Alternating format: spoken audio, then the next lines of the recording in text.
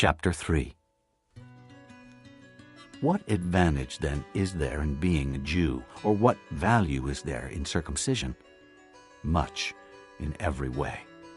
First of all, they have been entrusted with the very words of God. What if some did not have faith? Will their lack of faith nullify God's faithfulness? Not at all. Let God be true, and every man a liar, as it is written, so that you may be proved right when you speak, and prevail when you judge. But if our unrighteousness brings out God's righteousness more clearly, what shall we say? That God is unjust in bringing his wrath on us? I'm using a human argument. Certainly not. If that were so, how could God judge the world? Someone might argue, if my falsehood enhances God's truthfulness and so increases his glory, why am I still condemned as a sinner? Why not say, as we are being slanderously reported as saying, and as some claim that we say, let us do evil that good may result. Their condemnation is deserved. What shall we conclude then? Are we any better? Not at all. We have already made the charge that Jews and Gentiles alike are all under sin. As it is written, there is no one righteous, not even one. There is no one who understands, no one who seeks God. All have turned away. They have together become worthless. There is no one who does good, not even one. Their throats are open graves. Their tongues practice deceit. The poison of vipers is on their lips. Their mouths are full of cursing and bitterness. Their feet are swift to shed blood. Ruin and misery mark their ways, and the way of peace they do not know. There is no fear of God before their eyes.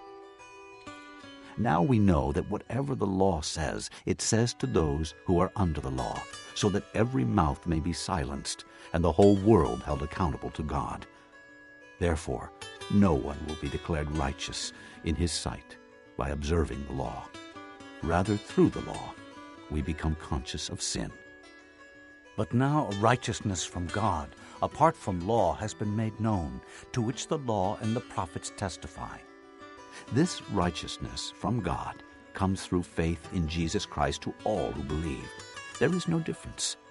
For all have sinned and fall short of the glory of God, and are justified freely by his grace through the redemption that came by Christ Jesus. God presented him as a sacrifice of atonement through faith in his blood. He did this to demonstrate his justice, because in his forbearance he had left the sins committed beforehand unpunished. He did it to demonstrate his justice at the present time, so as to be just and the one who justifies those who have faith in Jesus. Where then is boasting? It is excluded. On what principle? On that of observing the law? No, but on that of faith. For we maintain that a man is justified by faith apart from observing the law. Is God the God of Jews only? Is he not the God of Gentiles too? Yes, of Gentiles too, since there is only one God who will justify the circumcised by faith and the uncircumcised through that same faith. Do we then nullify the law by this faith? Not at all. Rather, we uphold the law. Chapter 3. What advantage, then, is there in being a Jew, or what value is there in circumcision? Much, in every way. First of all, they have been entrusted with